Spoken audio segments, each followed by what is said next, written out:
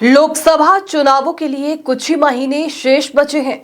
ऐसे में जहां अब भारतीय जनता पार्टी ने अभी से तैयारियां करनी शुरू कर दी है, वहीं कांग्रेस नेता राहुल गांधी ने भारत न्याय यात्रा शुरू करने का ऐलान कर दिया है। इससे पहले राहुल गांधी ने भारत जोड़ो यात्रा की थी, जिसे राहुल गांधी ने 7 सितंबर 2022 को कन्याकुमारी से शुरू किया था। ये 3,570 किलोमीटर लंबी 150 दिवसीय नॉन स्टॉप पदयात्रा थी, जो देश भर के 12 राज्यों और 2 केंद्र शासित प्रदेशों से गुजरी थी, जिसमें राहुल गांधी ने लोगों से मुलाकात की थी। इस यात्रा में राहुल गांधी को कई दिग्गजों का साथ भी मिला था और लोगों के बीच भी राहुल गांधी का एक अलग व्यक्तित्व उभर कर सामने आया था। हालांकि यात्रा खत्म होने के बाद भी राहुल गांधी का लोगों से मिलना जुलना जारी रहा, लेकिन 3 हिंदी पट्टी के राज्यों में मिली करारी हार इस बात का सबूत है कि लोगों का भाजपा के प्रति विश्वास भी कम नहीं है। हालांकि अपनी भारत न्याय यात्रा के दौरान राहुल गांधी मध्य प्रदेश, राजस्थान, गुजरात को भी कवर करेंगे, लेकिन कितना प्रभाव अब जनता पर इस यात्रा का देखने को मिलेगा, इसका परिणाम चुनावी परिणामों के साथ ही सामने आएगा। कांग्रेस नेता राहुल गांधी अगले साल के राष्ट्रीय चुनावों को ध्यान में रखते हुए देश के उत्तर पूर्वी और पश्चिमी हिस्सों को जोड़ने वाली यात्रा शुरू करने के लिए तैयार है। गांधी 14 जनवरी से अपनी भारत न्याय यात्रा शुरू करेंगे, जो मणिपुर से मुंबई तक 6,200 किलोमीटर की यात्रा होगी।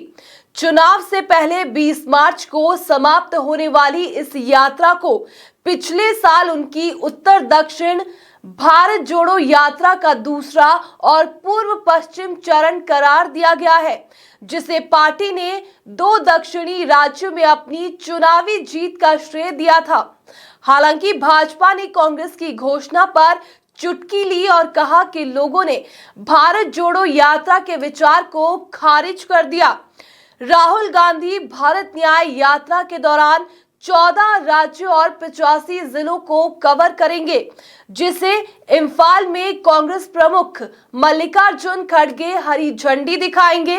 वहीं जिन राज्यों को कवर करेंगे उनमें मणिपुर, नागालैंड, असम, मेघालय, पश्चिम बंगाल, बिहार, ओडिशा, छत्तीसगढ़, उत्तर प्रदेश, मध्य प्रदेश, राजस्थान, गुजरात और महाराष्ट्र शामिल है। इसमें बस यात्रा के साथ साथ पदयात्रा भी शामिल होगी।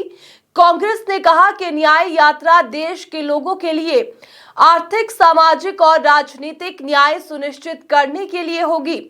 हिंसा प्रभावित मणिपुर को शुरुआती बिंदु के रूप में चुनने पर कांग्रेस ने कहा कि पार्टी लोगों के घाव पर मरहम लगाने की प्रक्रिया शुरू करना चाहती है।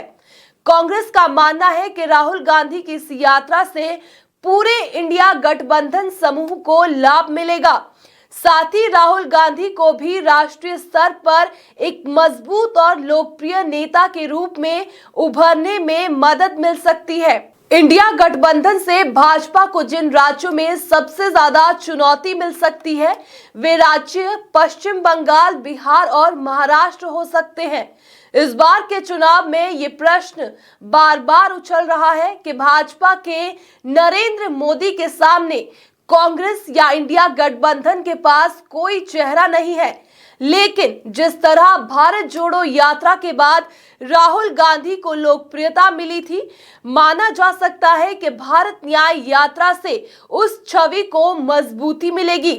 ऐसे में यदि 2024 को छोड़ दे तो भविष्य के चुनावों में कांग्रेस के पास एक चेहरा होगा जो भाजपा के किसी भी चेहरे का मुकाबला करेगा। माना जा सकता है कि कांग्रेस एक सोची समझी रणनीति के तहत राहुल गांधी को भविष्य की रणनीति को ध्यान में रखते हुए तैयार कर रही हो। आने वाले समय में उसे इसका लाभ मिल सकता है।